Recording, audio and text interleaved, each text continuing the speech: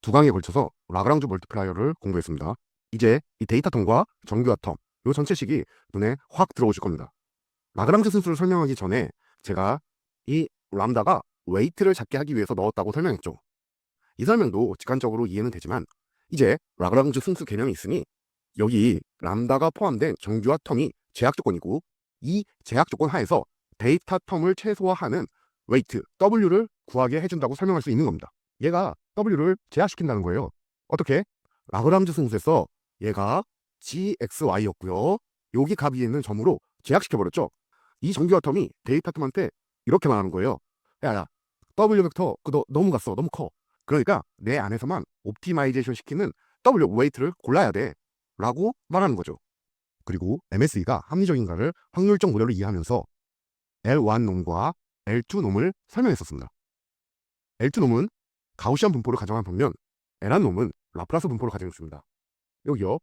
노이즈를 가우시안 분포로 모델링하면은 MSE가 나오고 L1으로 모델링하면 절대값을 최소화하는 값이 나왔었잖아요. 그리고 제가 지난 설명에 L1 정규화 라쏘는 이 웨이트를 0으로 만들어 버리고 L2 정규화는 이 웨이트를 작게 만드는 특성이 있다고 했죠. 왜냐? 이 L2 모델링은 어때요? 평균 주변에 고르게 분포하면서 끝으로 갈수록 밀도가 더 낮아지죠. 여기 끝에 극단에 있는 값들이 0인 거예요. L1 모델은요. 평균은 더 높지만 평균 주변 값이 없고 극단에 0 값이 많습니다. 즉 L1 정규화를 하면 0이 많이 나올 수 있다는 겁니다. 좀 유식하게 말해서 L1 정규화는 스파스한 모델을 만든다는 거예요. 기하학적으로도 이해해 볼게요. 우리 라그랑주 멀티플라이를 공부할 때 gx의 y의 값을 대부분 1으로 했었죠. 이 정규화 텀의 q가 2인 거예요. L2 정규화인 겁니다.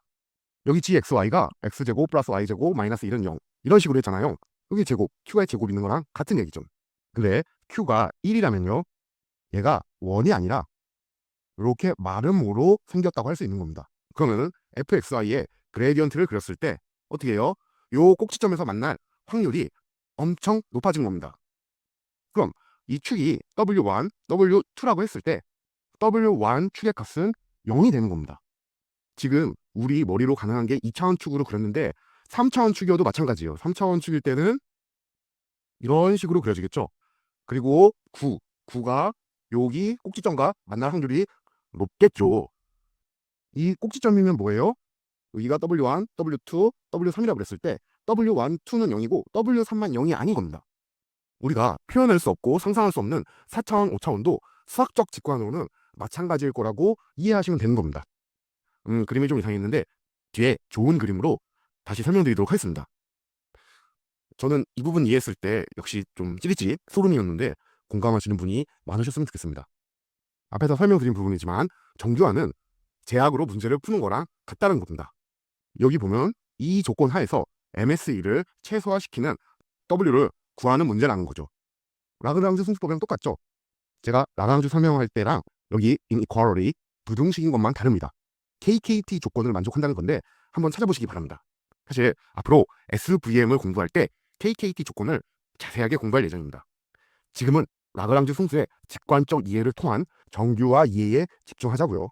다시 한번 설명드리지만 람다가 크면은 람다의 영향이 세지니까 이 웨이트 W 값이 작아질 수밖에 없는 겁니다.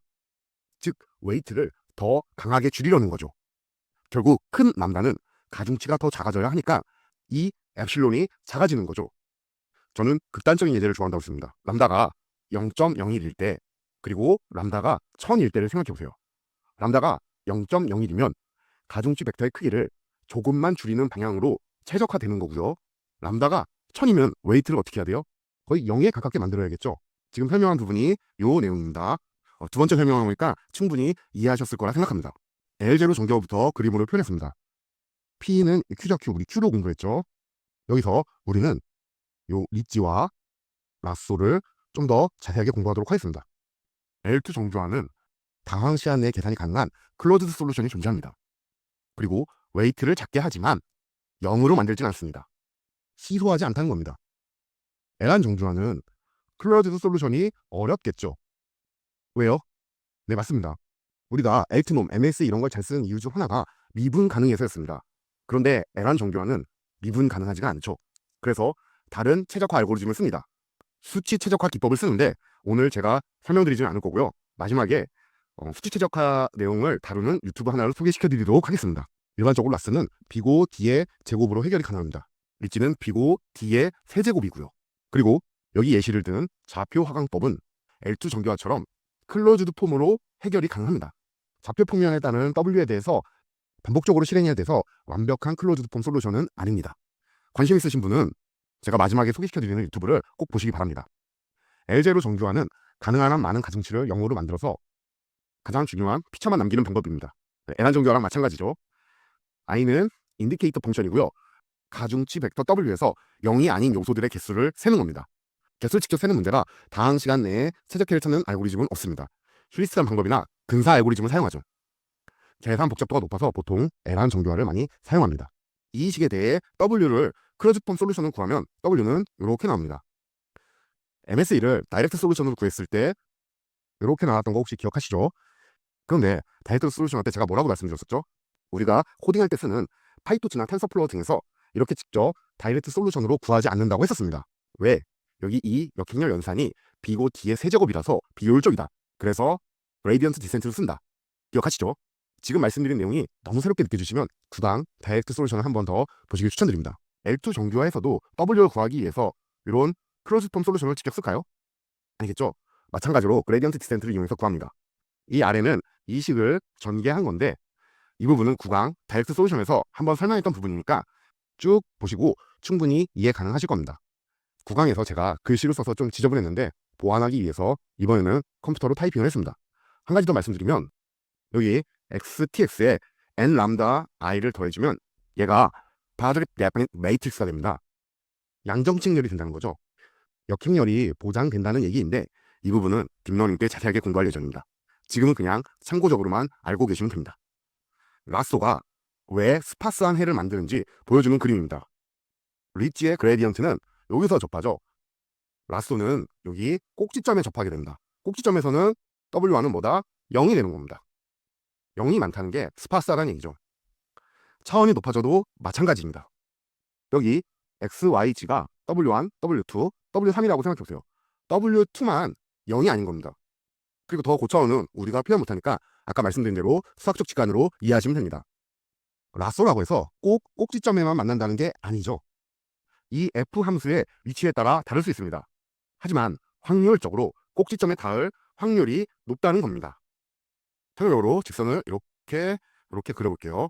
그러면 이 범위 내에서 원으로, 타원이 아니라 원으로 그레디언트가 커진다면 어떻게 되겠어요? 네, 꼭지점에 닿지 않고 요 면에 닿겠죠. 그러니까 이런 특수한 경우를 빼면 웬만하면 꼭지점에서 만나서 어떻다? 스파스한, 희소한 W를 만들 가능성이 높다는 겁니다. 라쏘를 해서 스파시티를 확보했을 때의 장점은 뭘까요? 예측을 더 잘할까요? 오버피팅이 심한 문제를 정교화해서 차원 축소한 경우는 당연히 더 잘할 거고요. 중요한 피처를 식별할 수 있습니다. 애초에 필요 없는 피처는 가중치를 0으로 만들어버리니까 없애버리는 거죠. 또한 불필요한 특성을 제거하면 모델을 저장하는 데 필요한 메모리가 줄어들 거고요. 특성이 100개인데 80개가 0이면 메모리가 줄어들겠죠. 따라서 계산 비용도 줄어들 겁니다. 그리고 에란 정교화를 특성 선택 단계로 사용하고 더 복잡한 모델을 적용하는 데 사용할 수도 있겠죠. 에란 정교화로 특성을 선택하고 SVM 같은 모델을 사용할 수도 있는 겁니다. 이 내용은 요 유튜브에서 참고한 내용입니다. 아까 전에 제가 유튜브 하나 소개시켜드린다고 했죠. 리치와 라쏘에 대해서 더 깊게 공부하고 싶으신 분은 이 유튜브를 참고하시면 됩니다. 오늘 다루지 않은 라쏘를 최적화하는 솔루션을 찾는 방법도 설명해 줄 겁니다. 아까 예를 들어드린 그레디언트 디센트, 좌표 하강법에 대한 설명도 나옵니다. 그리고 일레스틱 라쏘 등은 리치 라쏘를 잘 이해했다면 쉽게 이해할 수 있는 내용이기 때문에 설명을 생략하도록 하겠습니다. 드디어 성형액이 관계된 강을 마쳤습니다. 언제 머신러닝을 다 다룰 수 있을지, 제가 계속 할 수 있을지 모르겠습니다. 주말에 이 작업을 하니까 가족들이 불만이 많아서 일단 잠시 쉬었다 다시 제작하도록 하겠습니다.